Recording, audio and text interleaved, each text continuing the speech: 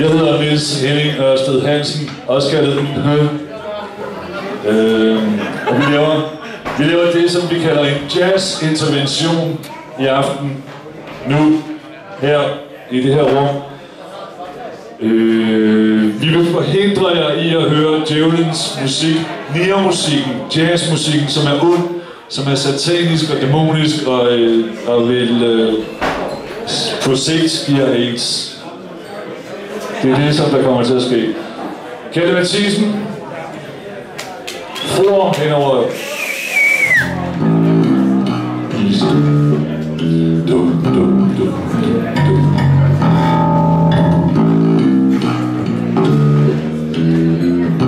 Far tager ned så tung en bog.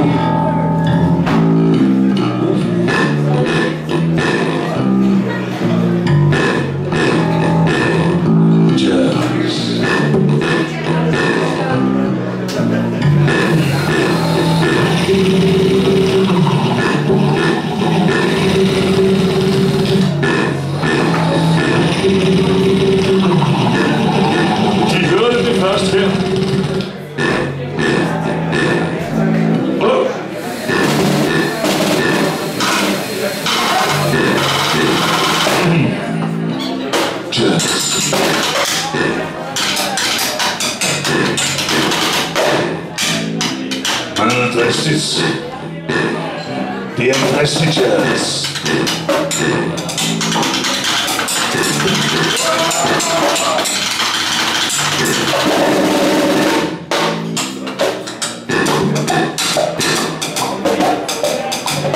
Men det var her. Jazz er ikke død. Det er min tissemand, I kan lugte. Så okay, de lavede jazz i New Orleans engang.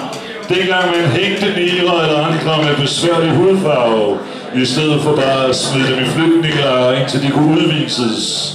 Og jazz begyndte, fordi nogen døde eller blev født, og fordi de var vildt glade eller totalt kede af det, og fordi negre elsker at danse, og fordi det var en god måde at sige, fuck dig, dit hvide racistiske svin på, når man spiller jazz.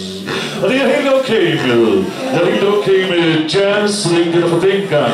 Så længe det er på elgammel, knæstør, vinyl, og de som lavede den for længst er stendøde. Det er i orden. Det er i orden med den slags jazz. Fordi den endnu ikke er blevet hijacket af røvsyge, hvide brugsuddelere med cykelhjelm og seler og bælte og 15 forskellige forsikringer mod alt muligt kedeligt lort. Jazz.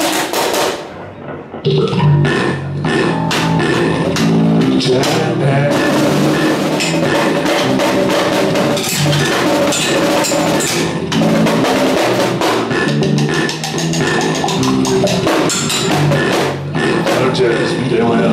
Jazz er mit soveværelse, jazz på dine brysthår.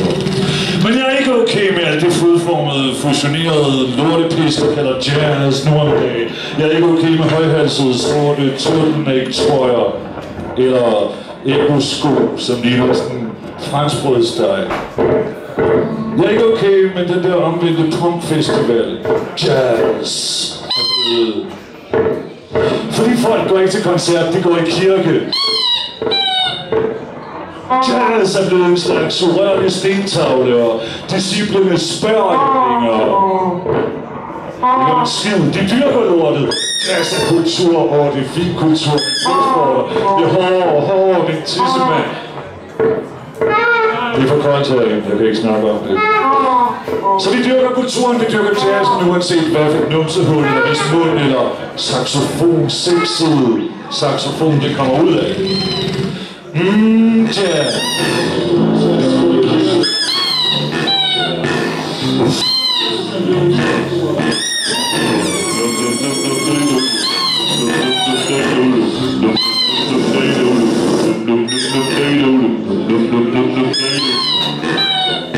For alle har en datter, der til hver tid kunne tegne bedre end Picasso og lave fusionsjazz, der vil lave hipsterskægget af dit ansigt. Og så knipser vi, og så drikker vi en volddyr fadøl, og så nyder vi kulturen, fordi jazz er kultur. Jazz er sexet, det ved alle, og de som ikke ved det, de er dumme, eller de er fra Jylland eller Skåne, eller måske er de fra Vojens, som næsten lyder ligesom jazz, men bare ikke rigtig har jazz over sig. Og jazz var jo den sorte mands oprør, det var helt i orden. Jazz var den med rette pissebrede sorte amerikaners hese opgør med alle de forpulede længder, den hvide mand og hans arbitrære racistiske samfund til stedet lagde på hans sorte indbyggeres mere og mere sammensunkne, smertende skuldre, byrdens aflad og en svingende glødende nødvendighed. Det var jazz. Nu er jazz blevet den hvide overforfinede, multikulturelle, lidt op i årene mænd og kvinder, som disse kedelige sovepille. Sovepille? En saxofon og trompetbaseret sovepose fuld af knastørt ingenting. Ligesom et perverst forvrænget spejlbillede af den der absurde rhododendron ude deres have, der spirer som en motherfucker, imens deres liv ind i udstuen og soveværelset og Weber-brillen syner mere og mere hen og går ned direkte i lokummet, ned til de onde øjne, ned til krokodillerne og alle de andre monstre, vi ved lever i kloakkerne. Jazz! Svindlet! Skål for den jazz!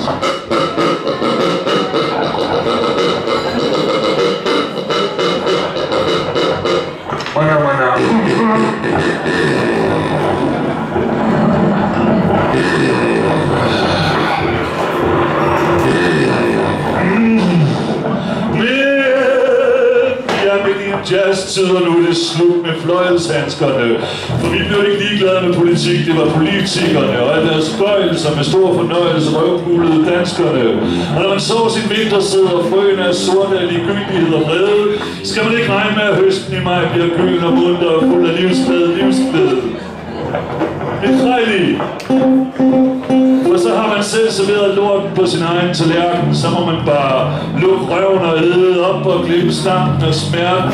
Og så selvom man er udsat, selvom ens hjem er det, de andre kalder gade, selvom man er blevet bagsiden af sin egen forpulede, elendige, røvtriste, der stadig kom tilbage. Tyk så. Jazz. Vi taler jazz i aften. Det var ikke godt.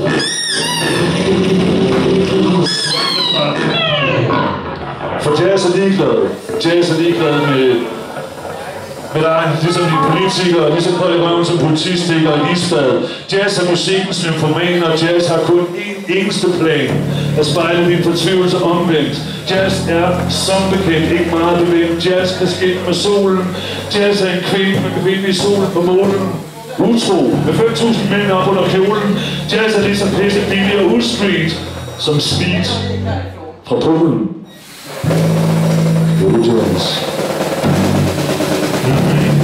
Jazz. Jazz på dine patter, jazz på din datter, jazz på din mor, jazz på din kone. Din kones bryster. For det er jo jazz, sådan som jazz er nu. En død stemme, der skriger i en ørken til ingen om ingenting for evigt, imens ekkoet ligger splitternøgen på en rødgylden klit langt væk, ligesom det forvitrede skelet af den danske drøm, og hvor fanden blev anstændigheden lige pludselig af. For jazz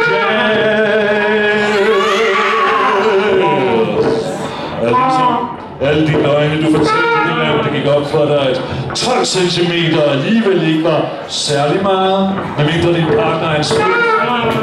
Og så er det der, der bliver blue. Så er det der, der bliver blue. Hvis din partner er en spil, så bliver du blue på pigen. Ligesom jazz. Jazz.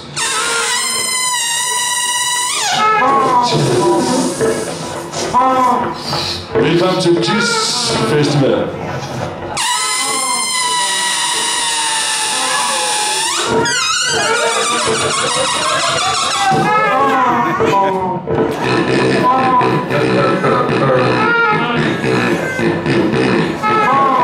I like to move it, move it.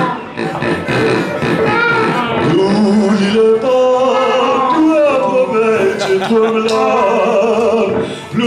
møder du ikke mere, og tager dig med. Det er toilettet, og så ved vi godt, hvad der sker. Der sker jazz! Jazz, jazz, jazz. Du er den pisfulde tand i musikkens mund. En gang var du brækker og stank og brækker, du var stemmer, du var usund. Lige så fuld af tragedie og ballade, som du var åben og ærlig og fri på facade. Nu er du blevet det hul, ingen gider knippe med. Du er en gigantisk kanyle fuld af eddike og svovl, ingen gider ligge med. Du er lige så eksplosiv som en Stalin-ovl. Lige så brandvarm og vanvittig som heroin. Du er en masse ting, du jazz. Men du er frem for alt til grin.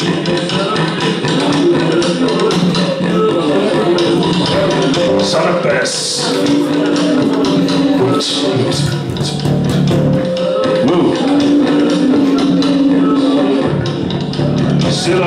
Selvom der ikke er en skid at grine af, for nu er du et røvkedeligt mareridt, selv satan på den skrinlag. Jazz, for helvede, du ved på dit held, du døder om duduen, og du ved det ikke engang selv. Jazz, jazz, jazz, jazz. Vi elsker den jazz. Vi kan ikke få nok den jazz.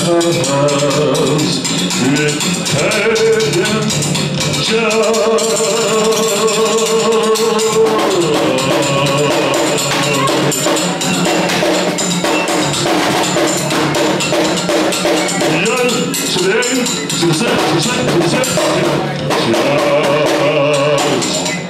Han kender sin jazz.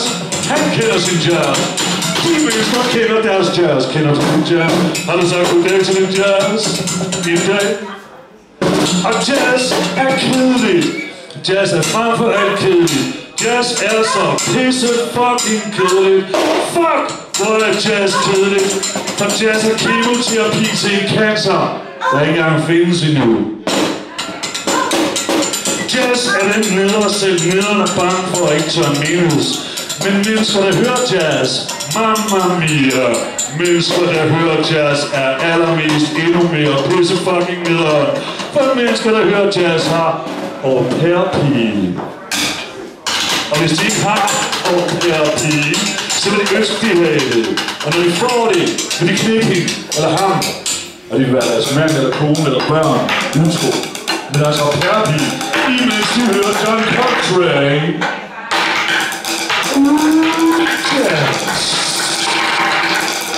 Jazz.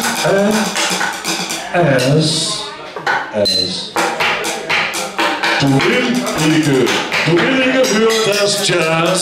Du forhekser dig, du bliver tyk, du bliver langsom, du begynder at læse tantoral, du køber en gammel Vilke Jaguar, du bliver interesseret i tantrisk sex, du får fuldskæg, du bliver som Vesterbro, du køber vinylskiver, du begynder at knipse, i stedet for bare at sige okay.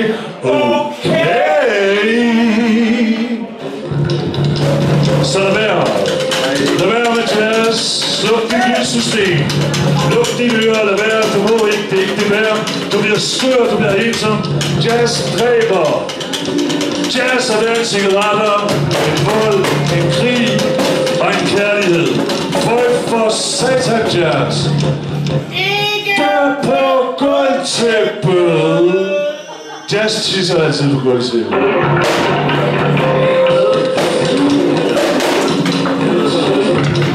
Tysker og en jøde og en japaner, og de godt til det, og det sagde, du har fået jazz. Du skal dø.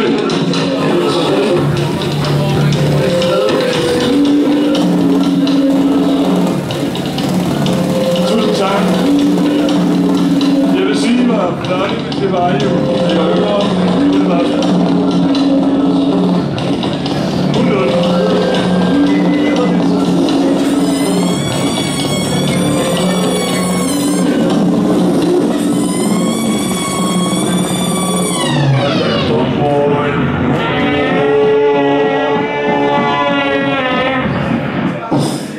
Tak. Tak for Pisse Jazz.